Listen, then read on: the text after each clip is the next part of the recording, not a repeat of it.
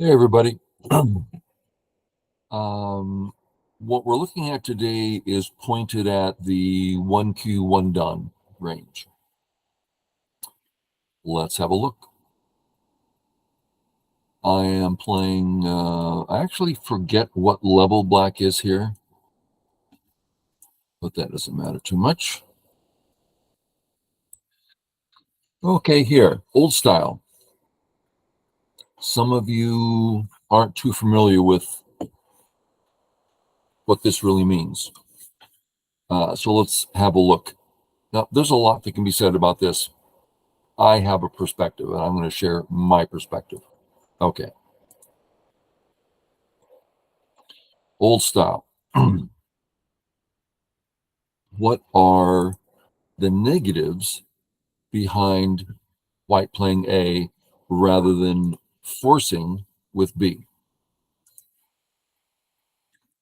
Option 1, black can take the corner in Sente. Black has the corner points, stability, and Sente. Very nice. Now, we're not saying that a white has anything to be sad about, but on certain boards, black is very, very pleased to play this way.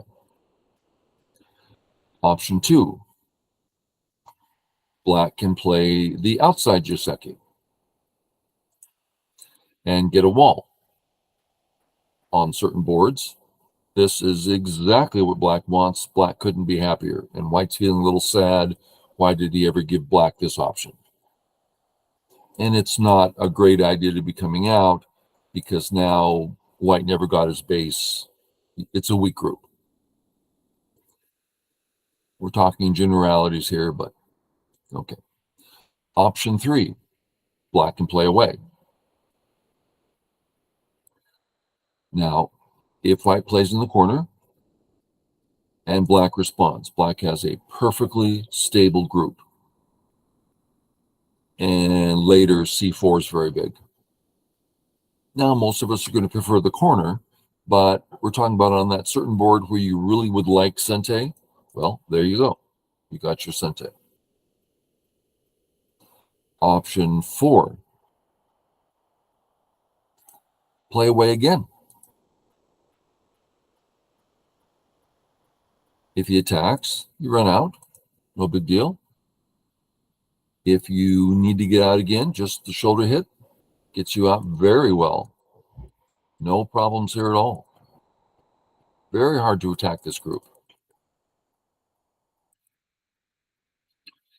And on what board would being able to play away 2 times be good? 95% of the boards you play on, playing away twice is really big. Okay. Back to the game. White plays D6. Nope, no, I'm white. Black. Now, I can play away if I want to. There's no particular reason to play away. That's not entirely true. Let's look at a reason why. Let's look at this white stone and the freedom it has. I'm going to give a small example. This is just to get the idea across. Now white switches to this one, and white develops the bottom. I mean, there's things to do here, is all I'm saying. Now let's compare that to this situation. Well, white's not in more trouble, but there's less white can do. So if white were to play here now, this play is better than it will be in a moment, perhaps. So that's something you can do with your free move that might be better. Okay. Now, I played away just because I enjoy playing away. The idea of I'm going to go play my game, I'm going to do what I want to do, which is this move. There's 2 reasons I like this move. 1, all the white stones are over on the left. Before AI, that bothered me. Like, oh, the board's getting unbalanced, white's going to fall behind. But AI shown us that nope, everything is perfectly fine for white. So I play this way on purpose to train my mind that it's good and fine, learn to love it, not be concerned about it. That's why I play it here. And now, as soon as I see this move, ideas come to my mind. So let's compare A and B. Now, I would assume I've lost any 5 cues watching. There's a lot of things that just went over your head, or 10 cues, but it's 1 cue, one done, and perhaps on up, depending on things you know. Black A. That corner is virtually black's. Since this is perhaps a ko, what's white want to take the corner away for ko? He doesn't. The best he can do is this, and what? Black gets the corner. So it's basically black's corner. Not really black's corner, but pretty good in the corner. And a very strong entity for the top. Black is existing well on top. Now we'll look at the other one. White gets the corner in Sente. It's a pretty big difference. And black has an entity on top. He's well established on top. So long and short both do well on top, but only one does well in the corner. So immediately I think of this move.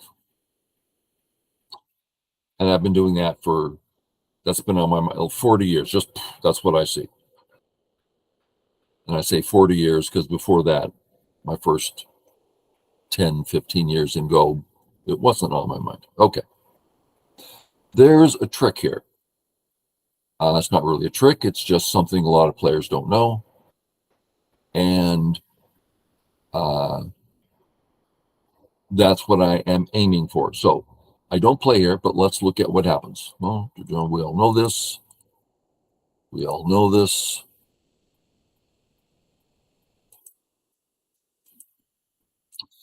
And now black's going to capture the cutting stone.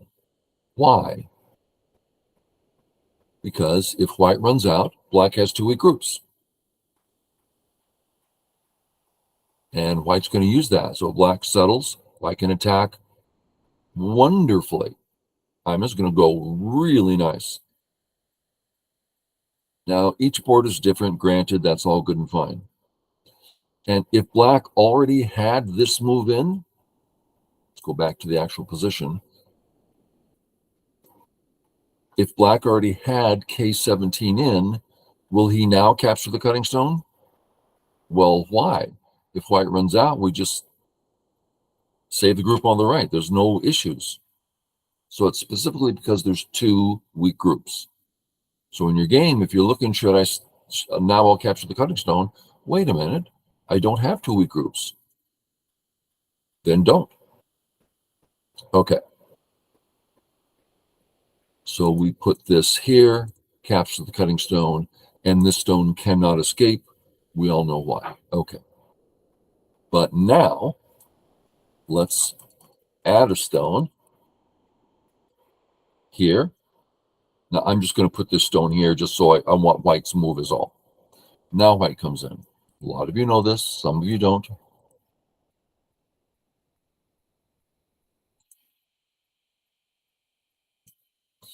Now instead of saving, now we can play here. This is the trick that a lot of people don't know. And again, it's not a trick. It is the correct move. It is the best move. Black should not go after killing the corner. But if you don't know the trick, that's very likely what you're going to do. So black tries to kill the corner. We do the snapback, start to surround. Who's going to win this battle? White is. So black defends. And by that I mean if black goes after the corner, black's going to lose the battle. So black defends. Still true. Black loses the battle, so he won't go after the corner. He comes out. Black still loses, so he plays here. Now white's the one who's going to lose the battle.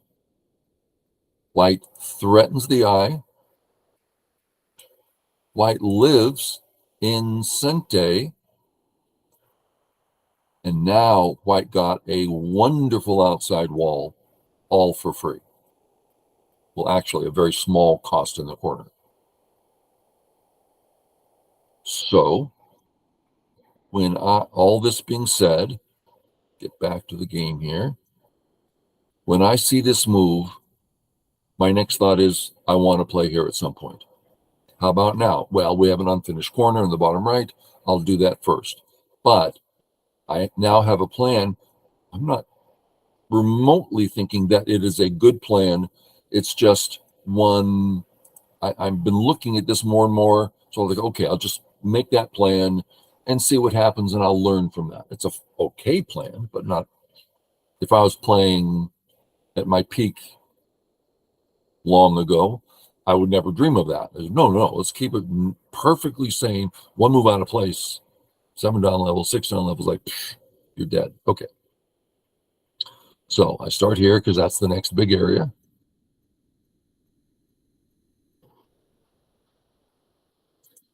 And I defend. Okay. Black to play. Black comes down. Now, any 1Q, 1 Dawn should be either have the habit or clearly developing the habit of every time a move is played, you're doing a quick 1 and 2 move readouts all over the place. Anything that's interesting, 1 and 2 move readouts. What's it look like? What's going to happen? What Joseki's going to happen? What if he, just all that stuff. So right away you think, if white and black, black just did something a little extra. This is not free-flowing, grandiose stuff for white. Well, what else? Is there something to do? Yes. Remember the other option I left behind. We can go with this Joseki. So now, just to look at it briefly, this is going just too good for white. Okay. So we get this special Joseki choice. Okay, which is what I do. On with the game. Black plays here. Okay. I can't imagine someone looking at this and it's like, oh, what a simple situation. Oh, the answer is so obvious. What are you joking? How many possibilities are here and how many readouts go along with every single one? It's outrageously complex. So, to me, the goal is to break it down to how can I see this in a simple way? And the little 1 and 2 move readouts. What did white accomplish? Really nothing. I mean, it's too easy for black. It's just that's nothing. Okay, what about this sort of thing? Possible. Still a lot of variations. Third one, and this is the one that I immediately recognized as very positive. Okay, I'm removing H3. And when I play C3, we now have all seen this situation. Black went too far. Black went to K3 instead of J3. What does white do, or what can white do that's great? Just come on in. That's the position we're in if we play C3. So back to the game. Black played here. Then I recognize, going, I went A, not so great. B, okay, if I have to, sure, it's going to work out, but not something I'd write home about. C, well, I guess I went this C first. I go C, there's nothing. I don't like C. Why? It's just nothing's happening. I'm like not doing anything. Then I went with D, and it's like, there's something special going on there. White did something very positive. So I went with that. Okay, hopefully that made some sense. And I've don't try to play the right moves. I try to play good, solid thinking, which produces good moves consistently with rare occasions of perfect, wonderful, deep professional moves. But that's not for me other than rare occasions. Okay. Black. What to do? That's easy. Go towards your weak group. My idea was to just connect over and have my weak groups become a strong group. But black played this way. I actually found this annoying because the knee-jerk reaction is to come up, but coming up does not necessarily connect me over. So now I have to decide, I want that to be an A, just a moment. Does A actually work and I just haven't figured it out yet? Is B better? Is C better? Those are all terrible and D happens to be the one. It just starts dredging up all this stuff. And I just calm down and it's like, okay, the simple read says that this captures the stone comfortably, safely. Okay, so we'll go with that one. Because if it doesn't, I'm going this way. Now that one will kill something. I mean, that's the stronger. But yes, this works. Okay. Ooh, does this work? I don't even want to read it out. It's weak. Okay, so kill the stone. Don't do weak. Okay. White to play. Black's last move. Really? He took a strong group, take a strong group, and make it stronger. Hey, Jude. No, you don't do that in Go. You do that in music, but not in Go. It's like a horrible move, right? It looks pretty on the surface, but does it defend black? Black was fine. Does it attack white? White's alive. Is it a big area? No, it's a tiny area. Okay. Now remember, I'm looking for this move. And to play that move, I want this move in. So what do? I play there. If it was a serious game, I would probably play here. But this is just a game for students. So I play this way. I did give myself room for here. So I'm okay. Everything's safe. It's a good move. I mean, nothing wrong with it. Black responds in a terrible way. Gosh, that's a bad move. He is so thick here. Check this out. If he does nothing and I play here, he laughs in my face. I will never hurt that group. It doesn't need anything whatsoever. So the idea of playing there is a complete waste of time. He plays here, it's like, okay, that's Sante, and he's getting a really big area in an area where he doesn't have many stones. Okay. Boom. And now I'm going to play my move. This is where the plan might not be great because my plan is I'm going to live with A, and then whatever happens with B, I'll make it okay. This is valid. Making excuses here. This is valid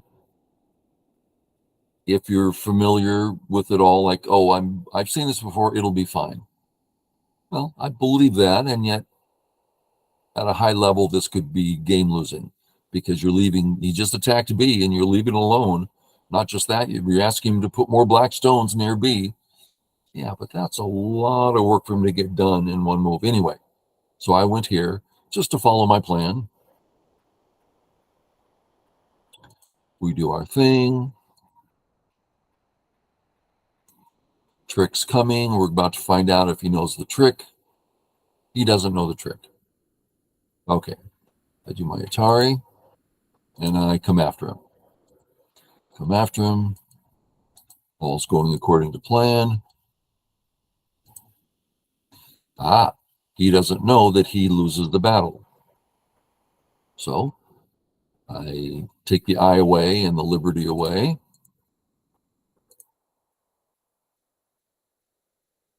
And And of course, I'm about to say Atari with A or something. And I realize that's only 2 liberties for black. If I Atari, he saves, it's still 2 liberties. He only has 2 liberties. I have 3. I have absolute Sente. If you simply have a free move, he basically passed because he's dead and now he's dead. So black passes, or actually takes a black stone out of his bowl and gives it to me because it's a point. If he passes, anything I do is enough. I could take a 1-point end game and have simply gained. So I didn't worry too much about where to play. I found myself starting to stress, okay, where's the perfect place to play? No, just anything works because it's free. If it wasn't free, I'd probably go this way because he doesn't have 2 eyes and I have a wall. This is probably best, but I just went here. I don't mind the extra move in the corner. Makes it harder for him to work in there because it's a thin corner. I just went here. I didn't think too much about it. Black, Atari. Black comes in. Complex little situation. Lots of variations. So, how do we make sense of it? Step 1, are we going to try to kill? No, there's too much going on.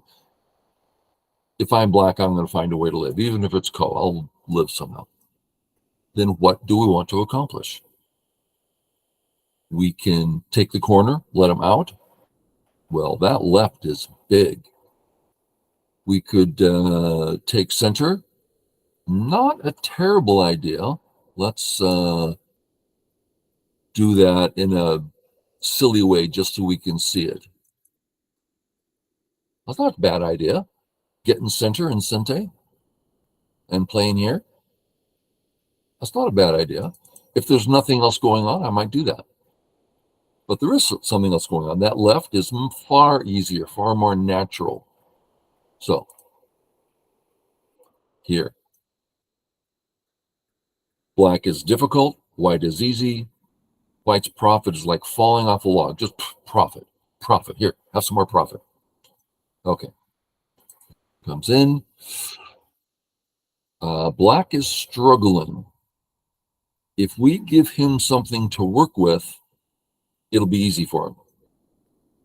Don't give him just play strong. Don't let him have the honey, the crosscut. Here, he only has one option. Boom. More profit for me.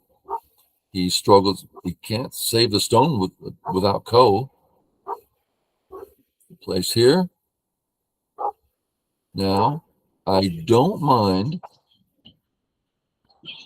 that exchange. That's my dogs barking, and seems a package is being delivered. This exchange I don't mind. And this I don't mind because that's just going to end up really bad for him if he's not alive in the corner. When he plays here, opportunity to kill the stone and then surround. So I have profit on top, I have profit on the left, and I'm strong on the center. Very nice result. Now, I assumed at the time I was going to get all this done in Sente, but no, not Sente. Okay, no big deal. I'm still great for white. Black comes over here. And hopefully, if you're 1Q, 1 Dawn, you're like, really? Exactly. That's black took a weak group and played a weak stone next to it. Just not making any sense. Am I somehow in such trouble I need to defend? No, I have corners. So I can do anything I want here. So, elephant eye, hit the elephant eye on its vital point. Okay. I don't think that's Sente. I have lots of corner to work with. And if he gets that Hane, it hurts. So come on out. Okay, one thing at a time. Get your Hane in. Okay, Hane under, not over. strong way. Nice and strong. And there's lots to think about, but our basic look says my corner's not alive and it's undercut. So we play here knowing that this kills his eye on the bottom too. This attacks his other group. So just straightforward. Okay. Our corner's fine, right? Corner's fine. Our cutting stones, he can't capture them. So what do? Well, we have a splitting attack. What you do in a splitting attack is make sure he's weak. You don't go for any kill, you go for the chase. Okay, how do we make him weak? Well, we could do this against this group. Yeah. Check out my move. Now, remember, I'm not saying these are the best moves by a long shot. That's not even why we're here. We're here to think about things. The stronger you get, the more you're going to disagree with me and say, you know, I think this other way is better. Great, but do it with clean thinking. So this move, my A group is cut and not alive. Well, now it's alive. If it's not, it's darn close. Totally kills his other eye. Not just kills his other eye, but kills that eye too, if I play again. He doesn't have much of a choice here. Got to come out. Now I'm behind enemy lines. Come on out. Very natural. Am I fine on the left? Yeah. Then come on out. Chase the group. Now I have played 1, 2, 3 extra moves from this beginning of this position, all of which hurt both groups, but I'm getting closer and closer to just cutting at A. Just cut. And he's dead. And all in Sente. And Sente. Okay.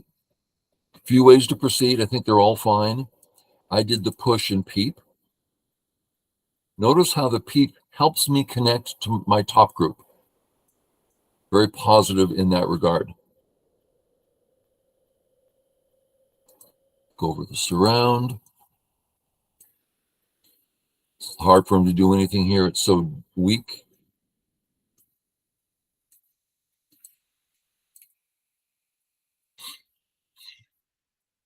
Few ways to go for the kill. I went this way. If he takes the left, I believe I still kill. But anyway, this could be a mistake. I haven't read it out. But luckily, he just defended as he's supposed to. Come under.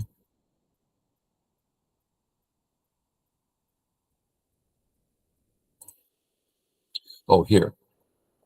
Black's dead, right? One eye. Nothing to do on the left. It's only one Liberty winning the race, but nothing to do on the left. He's dead. The only thing is, what if he starts this battle? That's the only way he can win. That's why I play here. Done. And this is a good habit to get into. When you've done something large and you're now in the lead, make sure you can't take it back. We've all lost those games that are totally ours because we left Aji behind. Horrible, horrible feeling. So that declares his death, and the bottom group is in horrible shape too. And he did a couple things trying to, and that's when he resigned. Okay, well, I hope there was something helpful there, and all like that. Okay, guys, we'll catch you next time. Bye.